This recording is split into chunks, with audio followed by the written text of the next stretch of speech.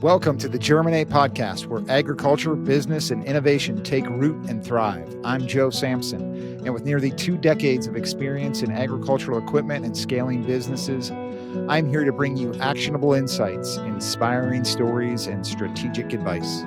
Whether you're an industry veteran or just starting out, this podcast is your guide to cultivating ideas, expanding your knowledge, and growing your venture.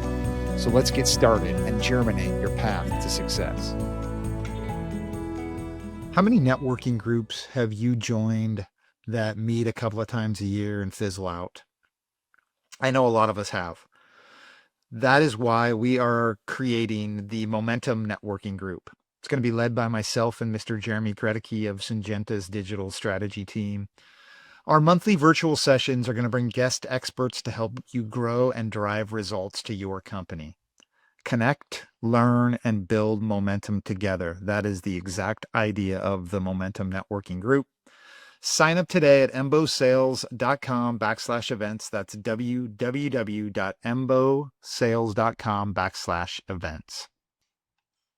All right, welcome back to the Germinate podcast, everybody. Thank you for joining the ride with us yet again today.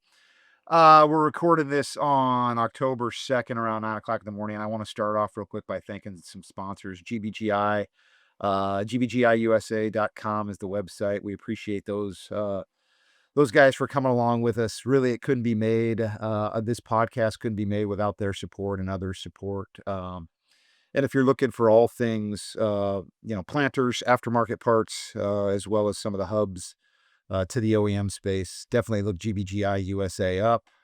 Pete Casamento, Mark Adams, Jamie, Tamara, all the people, really good people over there at GBGI. I also want to quickly promote, and sorry, Steve, I'm going through this, but I want to quickly promote our Momentum Network. The only reason why I want to promote it, because I think is we've just had some really good conversations. It's a monthly webinar that we put on, myself and partner Jeremy Kredeke. Next one is October 24th, 8:30 a.m. Central. So join that. We've had some awesome conversations that are really moving agriculture, everybody. So if you're not listening to it, jump on. It's free as of right now. It probably won't be free forever, but right now it is.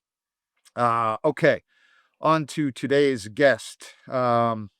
This is something I've been wanting to talk about for a long time, actually. We have Steve Brewer on from the People's Company. He's based out of Indianola, Iowa, I believe. Is that accurate, Steve? We have an office in Indianola. I'm actually in our Clive office today. Oh, you're in the Clive office. Okay. Yeah. Yep. But yeah, we're going to kind of talk about farm real estate, farm investments. Steve's also an entrepreneur, so he's played and he walks in that playground as well. But for those that don't know you, Steve, and don't know People's, the floor is yours, my friend. No, thanks for having me on. And so I'm a Warren County farm kid. So you mentioned Indianola. I grew up in a little town called Martinsdale in Warren County, south of Des Moines. My dad and brother farmed together. My grandfather ran the Ford New Holland dealership actually in Indianola. And then my folks were Pioneer seed corn dealers as well. So grew up in the middle of agriculture, in the middle of farming, and I always had a passion for farmland. And in fact, growing up, I always wanted my folks to buy more farmland. And like any great farmer, a lot of them like buying farm machinery, which sounds like that might be good for some of your listeners. Yeah. But, so I got my real estate license while I was in college. I went to the University of Northern Iowa and got into real estate right out of college in 2003. People's Company actually started out in Indianola in the 1960s. We were the farm management department for the old People's Bank. And we were spun out of the bank in the 1970s. And if you own a share of stock in the bank, you got a share of stock in People's Company.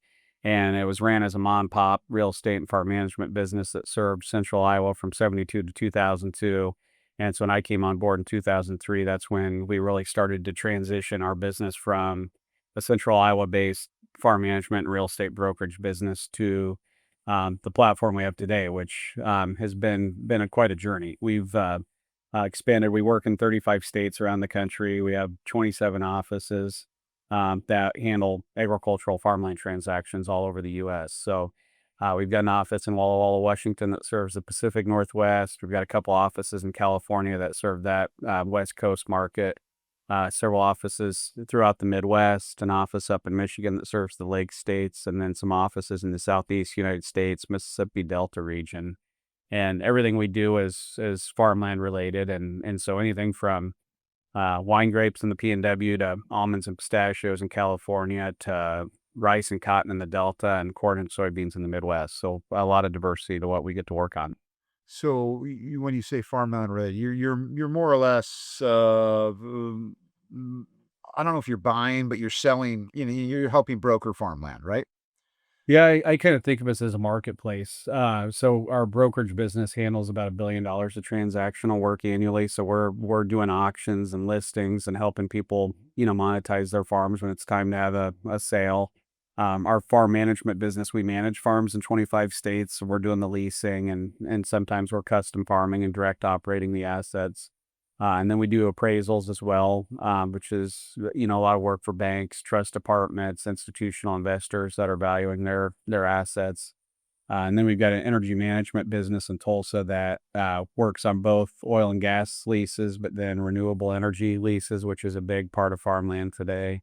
Then we've got a crop insurance business where, we buy crop insurance for our managed farms, and crop insurance is pretty fundamental to farmland. 94% of the acres in the U.S. have a crop insurance policy on them. And then we've got a capital markets group, which is where I spend a lot of my time now. So we work with high net worth individuals, family offices, institutions that want to acquire farmland, and we'll do the asset acquisition work and the due diligence work and the ongoing farm management work for those folks. My gosh, dude, you're jumping into all sorts of things. I love it. You're tapping about every market when it comes to land. I love it. Yeah, That's awesome. it's like I said, so I've been at it about 23 years now, and it's been quite a journey to expand because I'm, Iowa farm kid, corn and soybeans is all you ever knew, right? And Right. so when you start working with some of the diversity of these cropping systems in other states, it's been eye opening. Yeah, there's a whole nother world out there that people maybe don't realize, and really, it's sort of a global market. Everything kind of affects everything else, and yeah, very cool. I love it. And shout out to the UNI Panthers, by the way. They don't get enough credit in the state of Iowa, but my alma mater as well. So good for you. Real quick, I mean, okay, let's dive into it. The farmland topic is, I don't want to say, is it kind of scary these days for some people? Everybody thinks that China is going to come in and buy all the US farmland. The family farm is going away. I did some chat GPT numbers, so let's preface it by saying it's chat GPT. I probably should have ran it through Grok as well, because all these large language models, you never know what the hell to believe. But um, it says the average farm size in the US is 466 acres, with the median farm size being about 80 acres. Do you find those numbers accurate? Well, those numbers are probably coming from USDA, and so Right.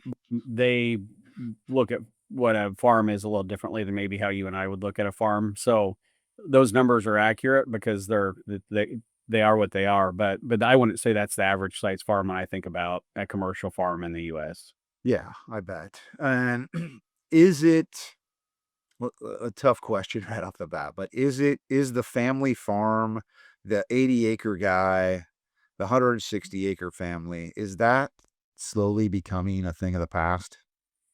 Yeah, I think there's the it's going in 2 different directions. So you're seeing some of these small scale agritourism, roadside vegetable farms, that are having a lot of success, and the revenue per acre on some of those farms will support a family, right? But then you've got the commercial scale, GPS, auto steer, precision planting, like there's definitely a consolidation wave and farms are getting larger for sure. So you kind of got to you got to decide where you want to fall in the spectrum, right? And so there's plenty of opportunity out there for everybody. It's just what's your business model. Yeah, I went to the Farm Progress show about a month ago, and the consensus is everything's really, really expensive as far as equipment wise. And then technology is super confusing and also very expensive. So, but nowadays, almost if you're specifically if you're running a corn and soybean operation, you got to be pretty precise when you're planting it, when you're picking it, what you're spraying on it, how you're spraying on it. All this technology is almost an essential these days, which just means that you're not getting paid as much for for the combine piece that you maybe were 10, 20, specifically, obviously 30 years ago. So That to me is my answer to that. It's just it's more expensive to be a farmer, it's not cheap. Yeah, and the skill set to be a farmer now where you've gotta make grain marketing decisions and HR That's a good decisions. point. Yeah. Yeah, it's not, for the faint of heart, right? And so, growing up, my dad did everything. He was doing mechanic work and he was driving the tractor and and now you're starting as these operations are getting larger, you have somebody in charge of HR and you have somebody in charge of accounting and so labor's a big thing now. And so it's changing. The business model's changing. Yeah, Jake over at Bushel? I know those guys. I don't know Jake in particular, Okay. but yeah. We had him on our Momentum Network event. This was 2 days ago, and it's things like that that he's doing to kinda try to simplify I mean, grain tickets, for example, they used to be done on a piece of paper, and you had a million of them sitting in the glove box of your truck. And now it's all done or it can be done on an app. So how do you simplify those things? I know we're kind of getting out of your wheelhouse a little bit, but you're doing similar things to make it simpler and easier on a farmer, even if they want to, if they want to buy and sell, right? I mean, you're putting together software platforms, technology to make it easier. Yeah, I mean, when I got in the real estate business 23 years ago to go understand a farm, you had to drive to the county assessor's office and get the tax records, and you had to drive to the county NRCS office and the county FSA office to get the old soil books and the FSA maps, and you had to color code the maps, and so even though I'm a young guy, I got into this before a lot of those digital tools that we take for granted today existed. So online assessor websites and drones and mapping platforms and Google Earth and all those things that have made our lives a lot easier. And that's really what's kind of set up our ability to scale beyond central Iowa. Because it used to be that the real estate businesses were these county seat real estate companies that served that local county. And now I could pull up a farm in California and have a real good understanding of that farm in, a matter of minutes without ever leaving my office. And Yeah. so pros and cons to all that, but it's not going to change. So you either embrace it or you complain about it, and we've chose to embrace it. Tell me the cons behind that. Why do you think there's cons? It's just like it's kind of where you're going, like the small family farm. I think we all have that romantic idea of everybody owns every acre they farm and everybody's profitable and everybody's happy and but we are in a global environment now where you're competing against South America and other countries and so I think capitalism kind of forces these things on you and there's like I said it kind of kills the romantic idea of what small town real estate company is or a small town farm is, but it's hard to fight against that consolidation. Yeah, I didn't even think about that. That's actually a good point.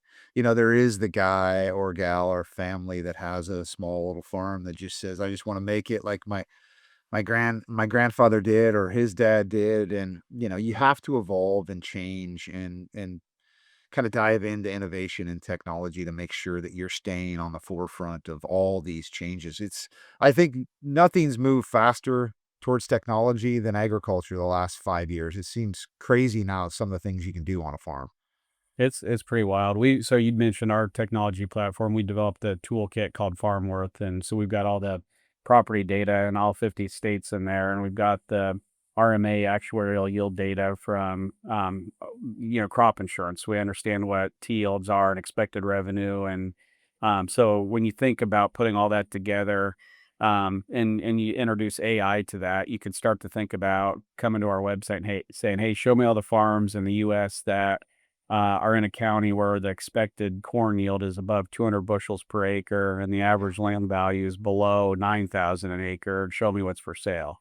And unless you've gone through that effort of digitizing all your customer data and all your FSA data and all the things that we've been doing, you can't utilize AI. So it's definitely gonna change how our business functions moving forward. You said you can't utilize AI?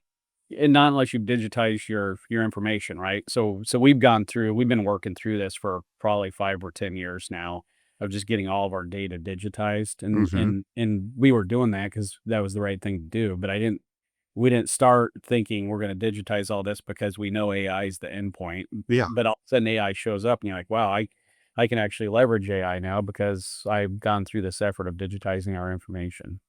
Yeah, that's true. I mean, for those that are scared of AI and what it's gonna do, and all of a sudden there's gonna be a drone that's gonna have a gun pointed at our heads while we're cooking dinner some night, I think that's probably a little far-fetched. But the reality of situations like this where you can sit in your office in Clive, Iowa, and know exactly what a field looks like, completely mapped. Where's the high ground? Where's the low ground? What's it gonna yield? I mean, I'm sure there's a ton of different metrics. What are some of the metrics and measurements that you can calculate? I mean, I'm guessing the sky's the limit here, right? Yeah, I mean, you can pull topo maps and drainage maps and productivity maps and soil maps and comps, and there's so much data available to you that having that AI, and to be clear, I don't even know how to use AI, so I'm sitting here talking about it. But luckily, we have some young guys in the office that do. But you can see the vision of where that's all headed, and I don't think we even fully know the power of how we can apply it and use it in our business yet, but you can start to see some unlocks coming. Yeah. Okay, so is it true that China's buying a bunch of farmland in the US? Yeah, I think that's largely an overstated political rant, to be honest. If you look at the list of countries that own farmland in the US, China is like number 16 on the Oh, list. really? Huh. Yeah, so you've got, Canada's big, the United Kingdom's big, but China's there, but it's not the other thing, I think, it's not the Chinese government. It might be, the founder of a technology firm that has an office in San Francisco that owns some timber ground in Oregon, right? So politicians do love to latch onto that because it's a great headline and, "Hey, we're gonna keep the Chinese from buying farmland." And it's a real thing that we need to be concerned about, but it's not the issue that everybody's made it out to be. And so we're involved in an organization called the Farmland Capital Alliance, and so it's a group of large landowners around the country that think about things like foreign ownership and corporate ownership and make policy advice around those issues. And it's something we need to pay attention to. But in my entire career, I've never sold a Chinese person any farmland. Okay, interesting. Why do you think it's something we need to be concerned about? I don't wanna bring you into, like, a politics or get your opinion, but you're a professional at this, but is it I'm still trying to figure it out. I mean, I have no idea, but I what's your opinion on that? Yeah, I mean, food security, right? Like the US farmland feeds the world, and so, people get concerned about food security. To me, that's less of a concern because, you could be a foreign national that owns farmland and you're still going to have a US farmer farming that ground for you. Sure. So people will talk about food security, but then you talk about national security issues. Some of these farms have pipelines running through them or transmission lines running through them, or you border airports or strategic petroleum reserves. And so, understanding who the good actors are and who the bad actors are, and having policy around who can own land around assets that are important to national security. I think it is something that we want to take serious and pay attention to. But like I said, I just don't. We have all the assessor records and we track these farmland transactions through our appraisal business, and you just don't see a lot of foreign influence on farmland markets.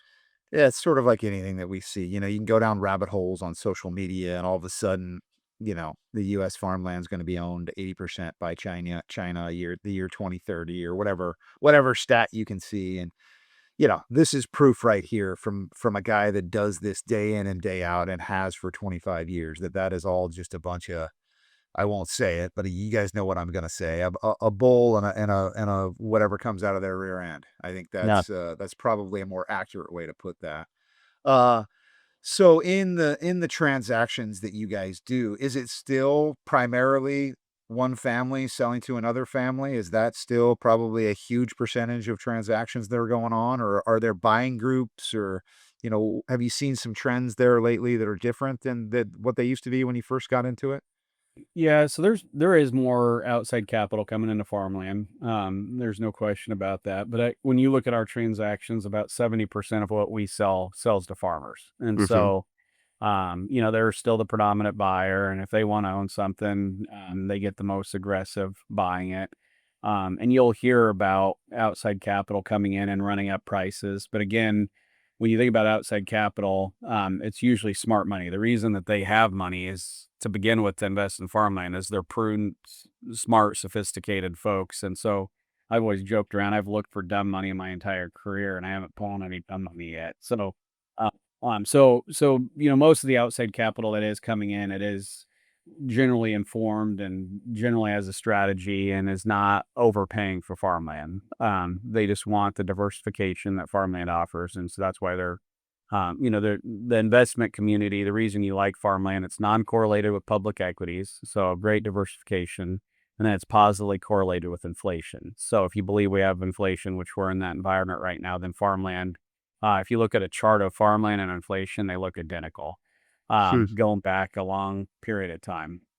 And so that's why outside investors wanna own farmland. And I see more of that. The asset class is starting to get financialized a little bit more, and when you think about large farm operators now, a lot of their capital's tied up in their grain setup or their shop or their farm equipment or their employees, and this is back to this notion of, you look at in Iowa, I should have this number off the top of my head, but if you just say the average piece of farmland's 12,000 an acre, and you got a 160-acre section, and you're driving down the road, every half mile, whatever 160 times 12,000 is, you've got that on each side of your car, Yeah. every half mile Yeah. that you're driving. So this idea that these farm operators are going to be able to buy every farm that comes up for sale in their operation without some outside capital, it's just not reality, right? And so investors get a black eye sometimes, and I always have joked around that farmers don't like investors unless it's their own investor that's buying a Yeah. farm that we can rent. And so, we have a pretty pragmatic view on it, I guess. One more piece of controversial news, and then I promise I'll stop going that way. But what about Bill Gates? Is he buying every piece of farmland in the U.S. as well? Is he owning more and more? Do you pay attention to that even, or Oh yeah, no, we know everything they own, and we've done business with them, and they're a great example of somebody who's a very prudent, smart group that makes informed decisions, and they're great stewards of the land, and they do a nice job. And so, to give you context, there's a group called NACREIF. It's National Council of Real Estate Investment Fiduciaries, and there's this farmland index. So the professional asset managers. So think, these big companies like Nuveen and Manulife that aggregate capital and put into farmland. That NACREIF index, I believe it's around $16 billion of farmland that these professional asset managers own across the entire United States. The asset class is 4.3 trillion. So you got 16 billion of institutional investment in a 4.3 trillion dollar asset class. And in Iowa alone, you've got 27 million acres of cropland. And again, you do 12,000 an acre on that. It's something like $330 billion sure? well, Yeah. farmland. When you think about all institutional farmland ownership in the US at 16 billion versus, 300 some billion in Iowa alone, it's there. It's real money, but it's not It's a it's small, not small percentage, is what you're yeah, saying. you Yeah. got it. Yeah. Farmers still dominate the farmland market. Yeah, sure. That makes sense. What's the name of Bill Gates's organization? You said they. Can you say it or Oh, not? yeah, I probably should not get into Probably that. shouldn't say it? Okay. I guess people could look it up. I didn't know he had a, I mean, I figured he did. So in a situation like that, you're talking to a dumb guy here, man. I apologize. I don't want to give the University of Northern Iowa a bad name, but I'm probably going to here right now because I'll ask a dumb question. But so they buy the farm or an investment company, not so much Gates's, forget about that, but an investment group buys a farm. Are they contracting that out? Or do you get involved with that side of things? Or what's the norm there? Who's the guy driving the tractor, planting the corn, planting the soybeans, planting the crop, picking the crop, doing, taking care of the land? Is that something that they control too, or how does that work? Yeah, in the Midwest, more often than not, they're cash renting that to a farmer. So, Okay. and that's where I'm back to, farm comes up for sale, farmer's not gonna buy it, institutional investor comes in and buys it. They lease it back to the farmer just like, the 90-year-old widow would lease it back to the farmer. It's Sure. very transactional, and so we do help facilitate those types of transactions. But when you get into some of these other specialty crops like wine grapes, In that world, you direct operate the crop. So you're growing the crop, and then you're taking the fruit and you're marketing it to wineries. And it's not like taking it to the co-op in Iowa where you go sell your corn to Heartland Co-op and it's done. Like there's a more hands-on approach to managing Sure. walnuts and apples and almonds and pistachios. So in some cases, these groups will have to set up farming companies, but more often than not, they're leasing farms to family farms. Okay. Yeah, that's a good transition into the California, oh, and maybe not the California, but it's often called the California ag market. Most people that don't realize California, if someone's listening to this podcast that lives in suburban Wisconsin or, in the downtown Chicago, they think California is Los Angeles, San Diego, maybe Malibu, throw San Francisco in the Bay Area there, maybe the Sierra Nevadas. People don't realize how agriculture driven the state of California really is. Yeah, it's huge, and if you did your AI research there, you probably have the stats, but, yeah, I mean, California is the number 1 egg state in the country, so a lot of Yep. people think, and when I say egg, agriculture, not eggs, Yeah. but a lot of people think Iowa is. But when you look at top crops, I always say if Iowa's not number 1 at it, then California is, and if California isn't, then Washington probably is. And so those 3 states just dominate a lot of the different crop types around the country. Hey, folks, let's pause the podcast for a second to talk about one of the companies making the Germinate podcast possible. Want to give a huge thanks to GBGI. Here's Mark Adams. Thanks, Joe. At our shop in Chardon, Ohio, every part we build is made with precision. From the CNC machining to the final inspection, we don't rush because we know your customers can't afford failure. If you're a dealer or OEM who wants reliability built in, give us a look. GBGI, built to spec, built to last. Learn more at gbgiusa.com. GBGI, grow with us. The interesting part about California, there's not a lot, or at least I've always been told this. I guess you can dispel this myth, but there's not a lot of owner operators there. And I bring this up, Steve, because the equipment side of things out in California, it's always been known to we're gonna buy cheap equipment, cheap parts to go on that equipment because it's not really treated all that well. Some guy in Iowa that's been farming his whole life and he's on his 5th generation, they're still gonna wax their John Deere tractor before they put it away, and they're gonna take a picture of themselves on social media with how pretty it is, and out there, at least I've always been told that it's not that way. It's rusty stuff, it's cheap stuff, they throw it in the ground, but it's also a totally different kind of agriculture as well. I mean, they grow corn and soybeans out there, but it's by far not their most popular crop. I don't even know what their popular crop is. I'd throw it out there. It's something to go in a salad bowl. But what's your take on that with the owner operator question, I guess, that I originally asked? Well, there is more outside capital in California. These big financial institutions have a bigger presence in California than anywhere, because the capital intensity of those farming operations. When you think about the cost of almonds and pistachios and wine grapes, there's a lot of capital that goes into that. So you'll see more of that institutional investment that can capitalize those operations.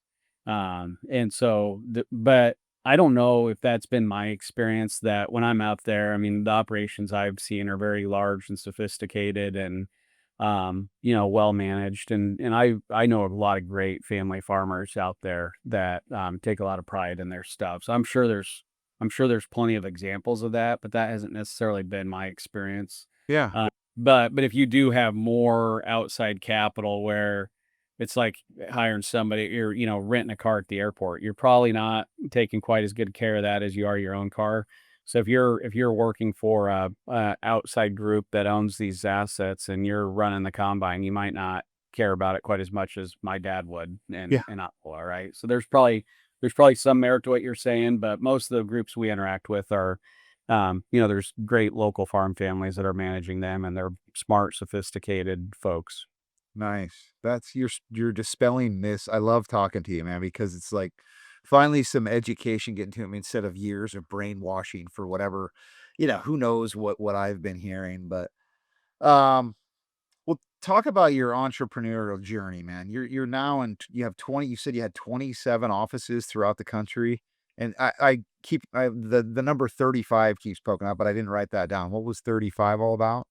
Yeah, so we have to carry real estate licenses in each state that we Okay, operate yeah, in. that's what it We're was. we do work in around 35 states. We don't have offices everywhere, but yeah, no, entrepreneurialism's it's great. It's a disease, right? Yeah. And only curable by death. But think so.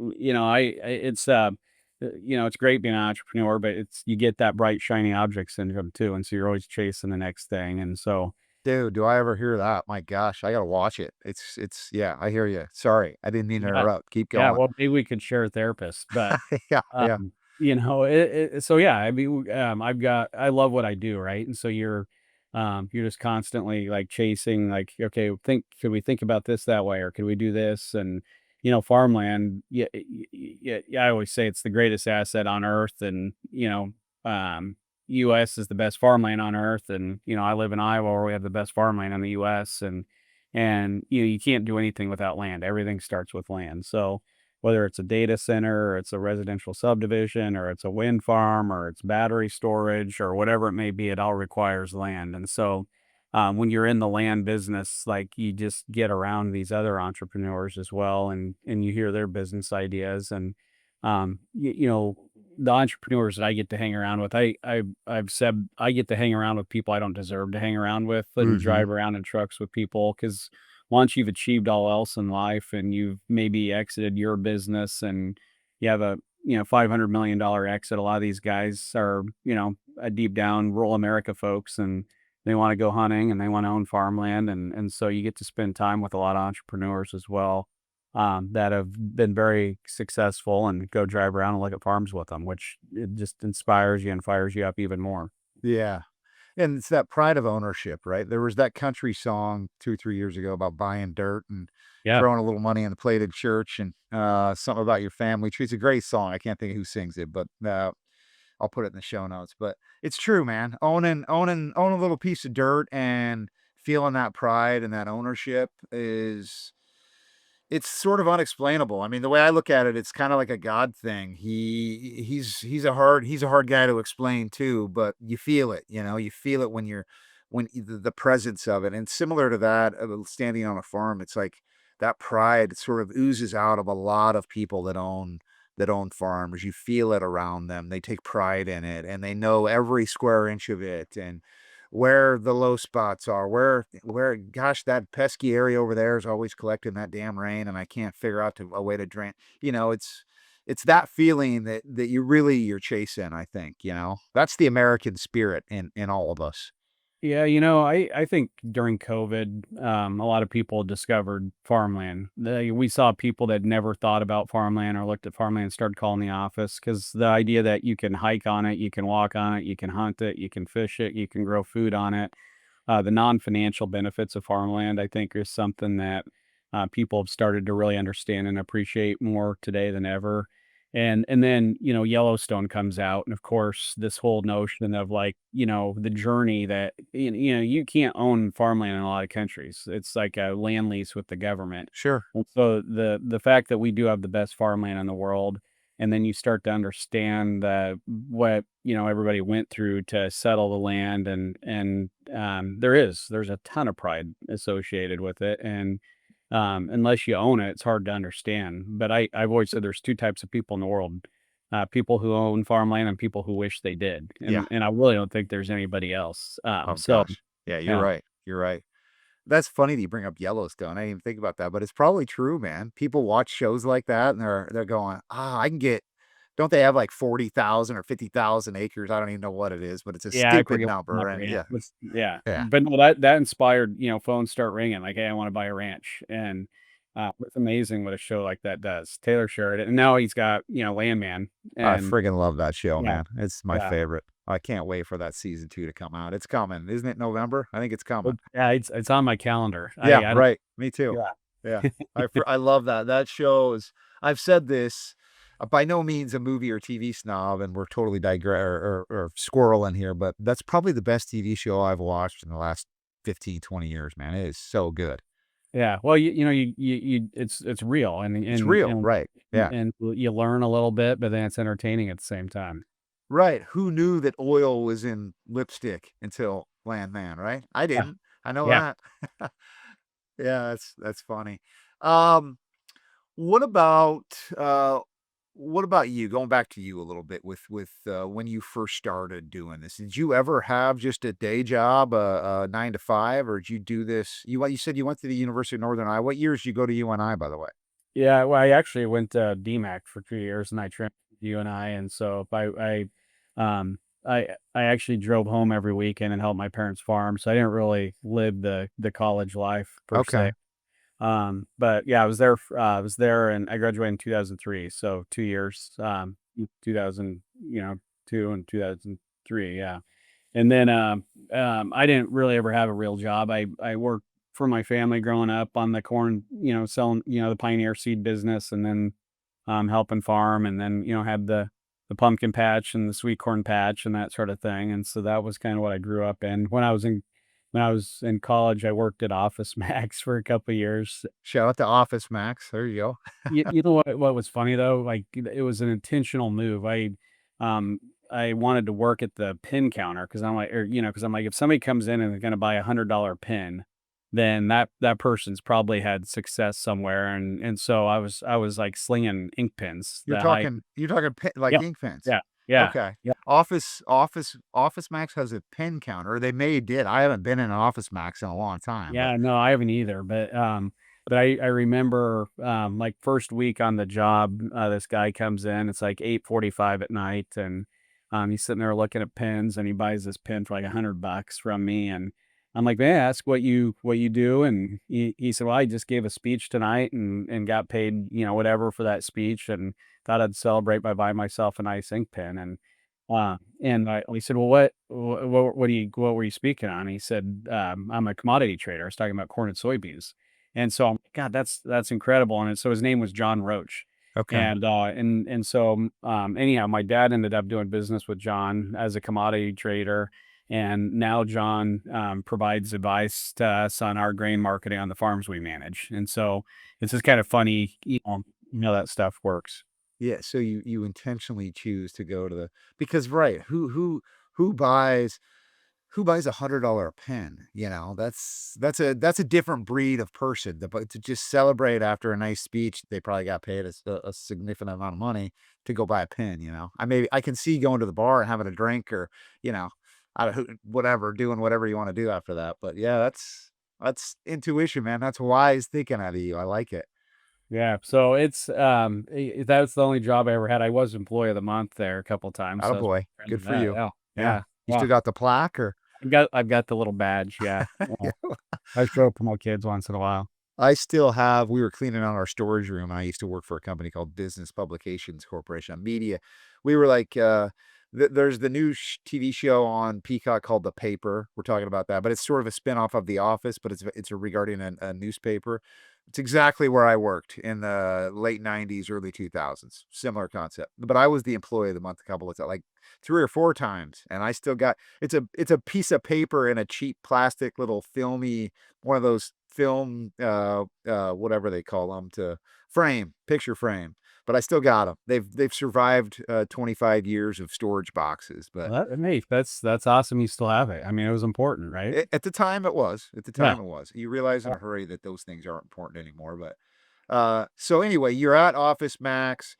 Everybody has an idea. Even a kid has an idea someday. It's a hot day. I want to stick out a lemonade stand and I want to start making some money. What was your kind of lemonade stand moment? Do you recall it still, or was it a series of events, or what was it for you?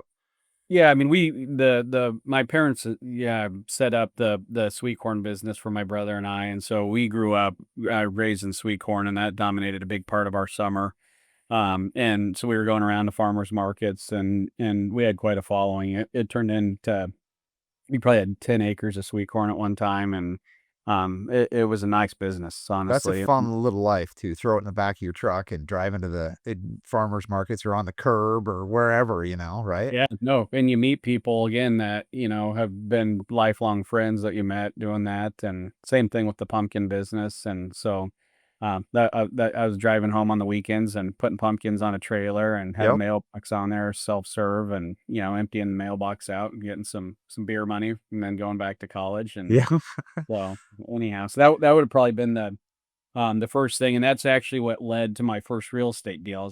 As I'm thinking about it, we had a neighbor who saved sacks for us from the grocery store. So then when we sold sweet corn, we could use those sacks for the dozen ears of corn. And when I was in college, I was at his house dropping off some sweet corn, thanking him for the bags that he'd saved for us. And he said, "Hey, when you get out of college, if you're getting into real estate, I've got a farm I would sell, and so you call me and I'll have you sell it." And I said, "Well, what farm are you gonna sell?" And he's like, "Oh, it's this 24 acres down the road." And so I left his house and went and looked at it. I'm like, "God, I wouldn't mind owning that thing." And so, Right. um, I called him back and I'm like, "Hey, if I could scrounge up some money, would you sell that to me on installment contract?" And we struck a deal. It's $45,000 for this 24-acre piece.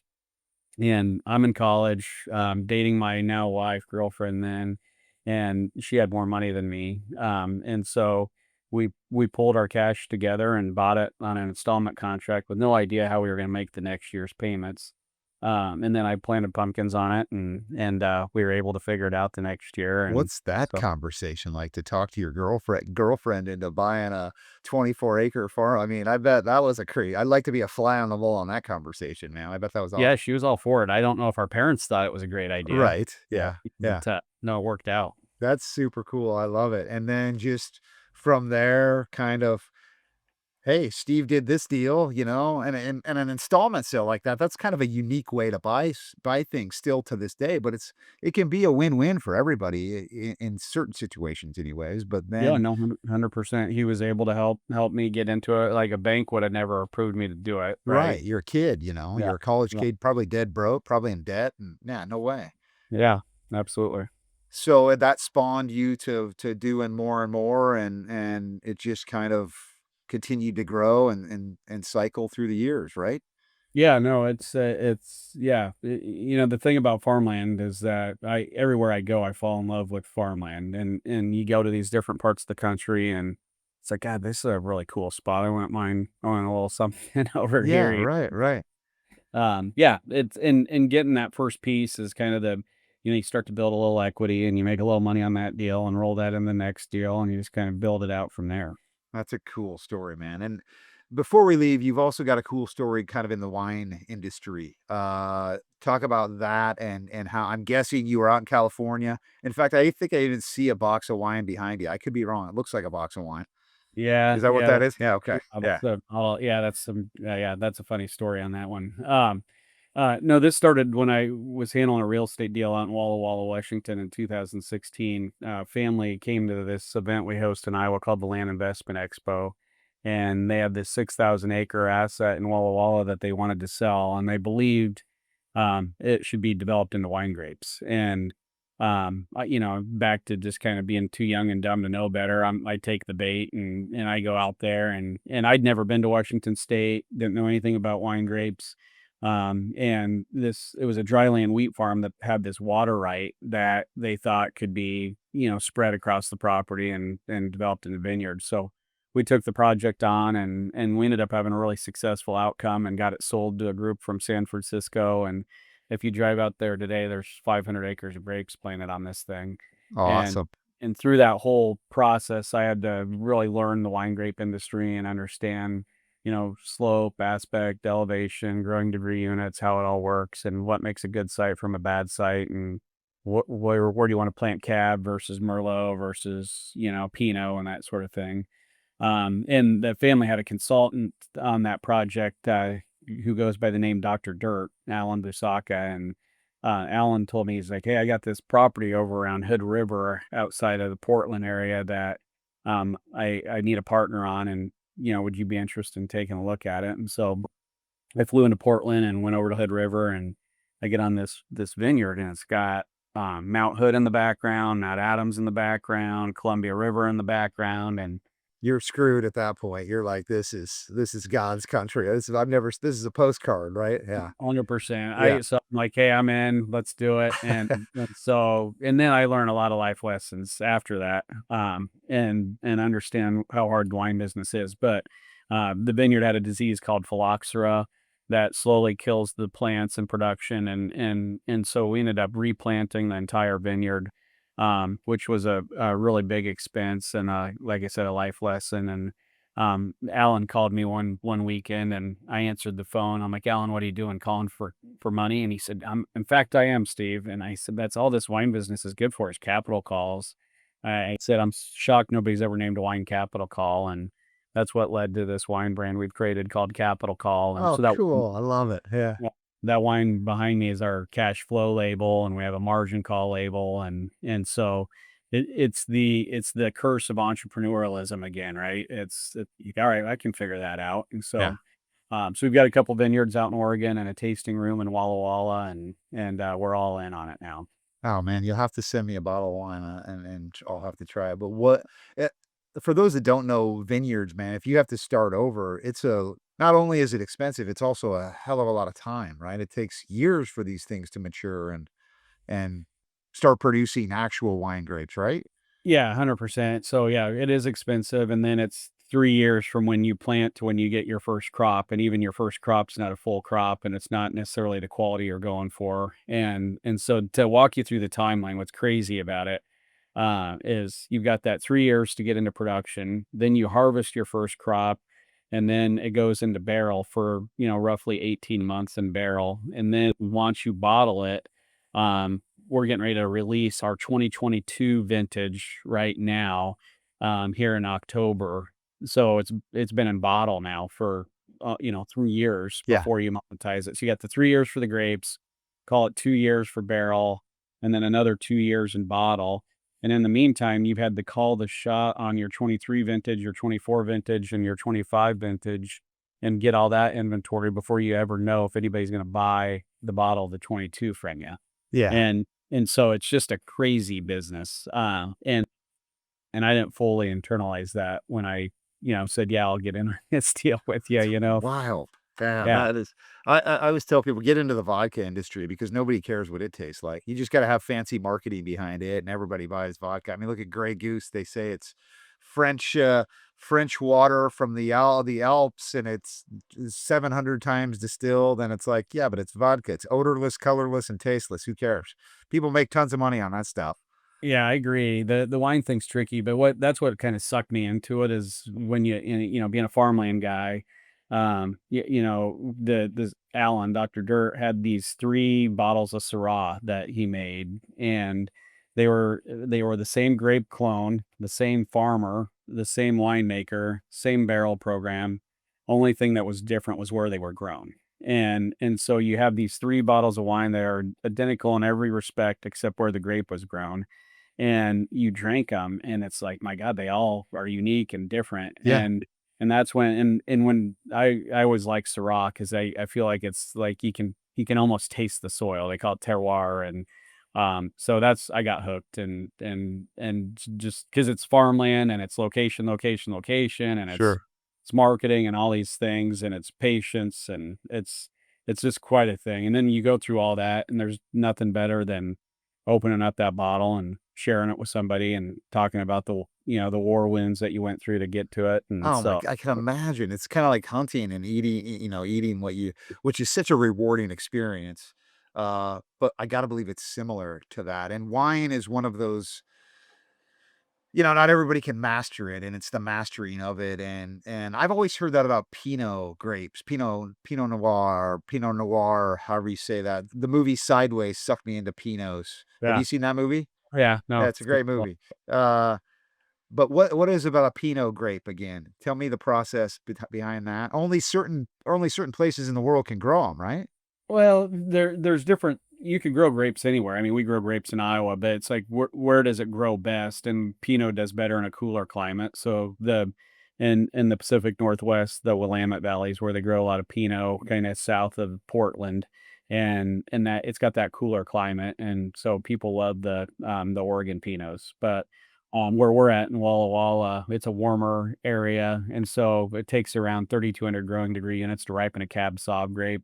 And so when you think about, the highest value grape, and there's other varietals, but Cab Sauv's the highest value grape, and, grows on the warmest sites. And so that's where you'll see people will match the grape with the vineyard site, the soil, the growing to your degree units, and then that's where these regions pop up, where certain regions are known for certain kinds of grapes.